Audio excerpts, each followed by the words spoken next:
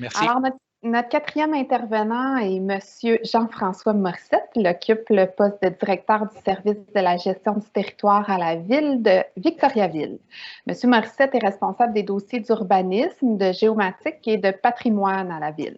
À ce titre, il a notamment piloté la réalisation du premier plan de mobilité durable de la ville de Victoriaville et de la refonte du plan d'urbanisme, tous deux adoptés très récemment en 2019. Donc, j'invite M. Morissette à prendre la parole pour nous présenter sa conférence intitulée « Potentiel de consolidation des quartiers centraux ». Merci beaucoup, Mme Robert. Merci au regroupement de nous inviter ce matin pour vous présenter brièvement une démarche qu'on a amorcée avec Vivre en Ville dans le cadre d'un projet qui s'appelle Municipalité Amis du climat. Où chacune des municipalités impliquées avait la possibilité de travailler avec Vivre en Ville sur un accompagnement pour améliorer ses pratiques en termes de réduction des GES et d'adaptation au changement climatique. Donc, je vais vous parler aujourd'hui de cet exercice-là. Donc, diapositive, s'il vous plaît. Pour ceux qui ne connaîtraient pas Victoriaville, ou en tout cas connaîtraient peu Victoriaville, Victoriaville, c'est une ville de 48 000 habitants qui est comme une capitale régionale. En fait, située en plein centre du Québec, là, à peu près à mi-chemin entre Montréal et Québec. Donc, à ce titre-là, Victoriaville attire beaucoup de services, beaucoup de commerces et beaucoup d'habitants également. Et il dessert un territoire qui est d'environ 100 000 habitants, là, qui est la MRC les MRC autour de la ville de Victoriaville. Est-ce qu'on peut changer, s'il vous plaît?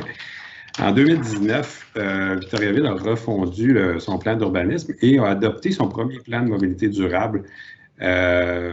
Donc, le but de ça a été d'avoir une vision intégrée de l'aménagement du territoire et de la mobilité sur l'ensemble de notre territoire. Et évidemment, comme tout plan d'urbanisme, c'est venu avec la refonte de la réglementation d'urbanisme qui tient compte des différentes orientations et des différents enjeux qu'on vit autant en matière d'urbanisme que de mobilité. Donc, c'est ce qui a amorcé la réflexion autour de ce que je vais vous parler là, dans le reste de la présentation. Si on peut changer de diapositive, s'il vous plaît.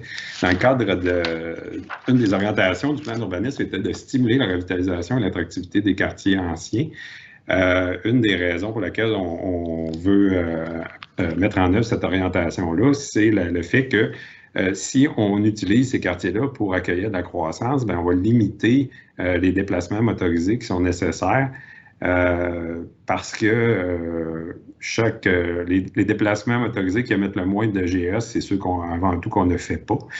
Donc, si on peut se déplacer davantage en transport actif, on va avoir un impact positif sur l'émission des GES et éventuellement sur les changements climatiques. Donc, notamment, parmi les moyens qui sont mis en œuvre, il y a des investissements publics qui sont concentrés dans ces secteurs-là, par exemple en matière de parcs ou en matière d'autres équipements. Il y a des programmes de subvention qui stimulent le retour et l'appropriation par les familles de ces quartiers-là. Évidemment, la réglementation est adaptée pour mettre en œuvre ces actions-là.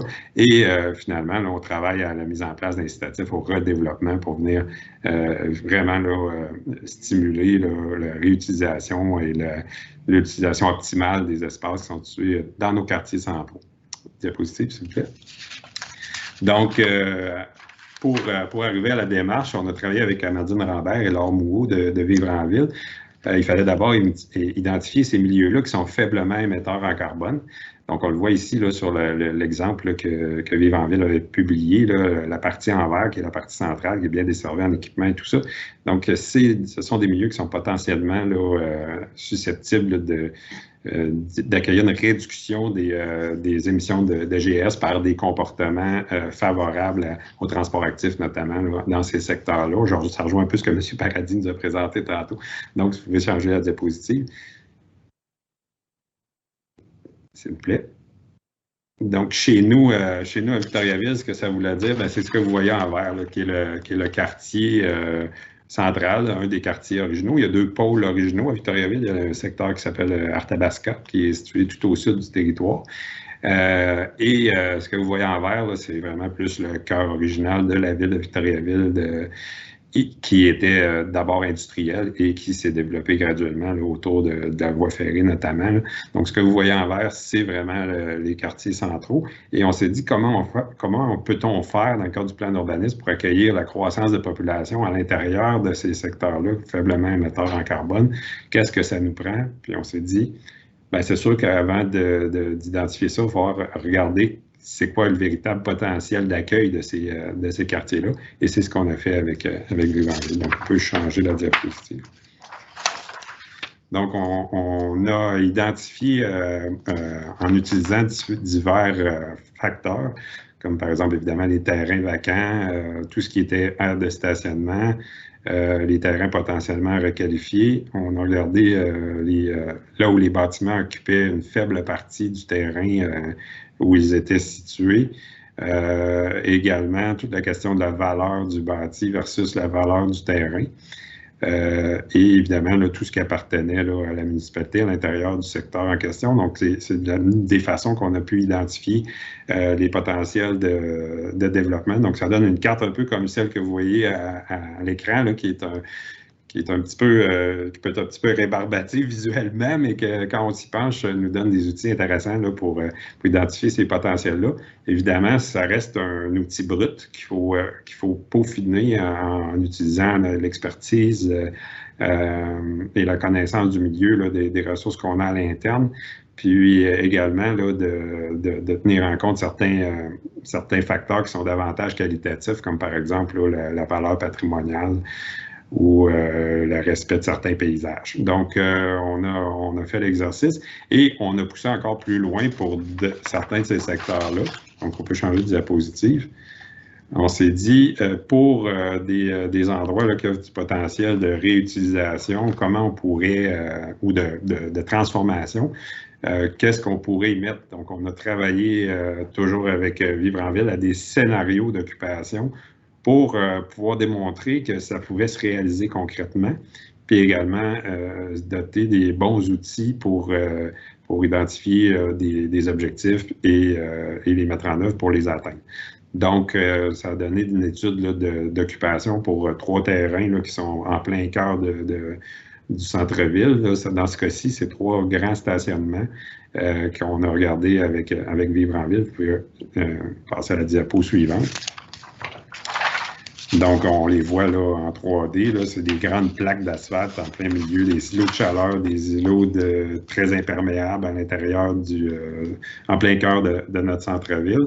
Et ce qu'on a fait, si on change la diapo suivante, c'est un scénario de redéveloppement. Donc, vous pouvez le voir que ce sont des endroits qui ont beaucoup de potentiel pour recevoir plusieurs dizaines de logements et même d'autres fonctions urbaines. Comme on est en plein cœur du centre-ville, il peut y avoir des commerces et des services également à l'intérieur de ces réutilisations-là. Et on l'a fait à peu près le scénario en question. On ne vient pas enlever vraiment du stationnement au centre-ville. On a juste transformé le stationnement de surface en stationnement souterrain ou encore en stationnement étagé. Ce sont des projets qui ne sont pas réalisés. Comme je vous disais tantôt, ça sert à identifier quels seraient les outils pour y arriver. Donc, si on peut passer à la diapo suivante. On est allé même beaucoup plus finement à l'intérieur d'un de ces secteurs-là pour identifier des actions là, qui pourraient nous mener. Donc, par exemple, sur un quadrilatère comme celui-là, qu'est-ce qu'on pourrait adopter comme réglementation? Qu'est-ce qu'on pourrait avoir comme incitatif pour stimuler la réutilisation jusqu'à atteindre une occupation semblable à celle-ci? Mais surtout, on parle dans ce cas-ci d'un terrain privé. Surtout, ce que ça permet, c'est de s'asseoir avec les propriétaires qui sont, dans ce cas-ci, pour certains, des promoteurs immobiliers, puis de dire, voilà, il y a du potentiel qui dort chez vous. Et vous auriez des possibilités d'aller chercher un bien meilleur rendement en valeur pour votre terrain. Et ça, c'est un processus gagnant-gagnant parce que, comme M. Penneau-Jobin l'a mentionné tantôt, on est comme toutes les villes au Québec, dépendant de la valeur foncière. Mais si cette valeur foncière-là, on peut l'augmenter tout en évitant d'avoir à développer de nouvelles infrastructures, par exemple des rues en dehors aux limites du périmètre d'urbanisation. Là, les infrastructures sont déjà toutes présentes, les tuyaux sont présents, on a des parcs à proximité, on a la rue principale avec plein de services qui est à proximité. Donc, un développement comme celui-là, ça coûte très peu à la ville, mais ça peut rapporter beaucoup en termes économiques. Puis ça part de tous les bénéfices en matière de changement climatique et de qualité de vie que ça peut emmener. Donc, les prochaines étapes, vraiment, là, dans ce dossier-là, c'est d'identifier vraiment, d'emmener notre population, puis nos promoteurs principalement, à développer la bonne densité, parce qu'il y a des gros enjeux d'acceptabilité sociale en lien avec la densification des quartiers centraux. Et pour ça, on a beaucoup d'informations, d'éducation, de dialogue à faire. Et c'est vraiment avec ça qu'on travaille. On a déposé une demande de subvention au ministère des Affaires municipales là, dans le cadre du programme Milieu de vie durable en collaboration avec Vivre en ville. Et on vise à développer là, un guide de design là, qui va nous permettre là, justement de réaliser cette partie-là du travail là, qui est celle de dialoguer avec notre population pour identifier là, ce qui pourrait être plus acceptable socialement dans le futur. Donc, voilà, c'était un bref résumé de la démarche qu'on fait. Merci beaucoup. Merci beaucoup, M. Morissette. C'est très inspirant de voir que vous avez analysé les opportunités de bâtir la ville sur la ville, utiliser les terrains à requalifier ou à transformer, tout en étant conscient des défis de viser une densité à échelle humaine. Donc, très intéressant. Merci de nous avoir présenté comment ça se met en application concrètement.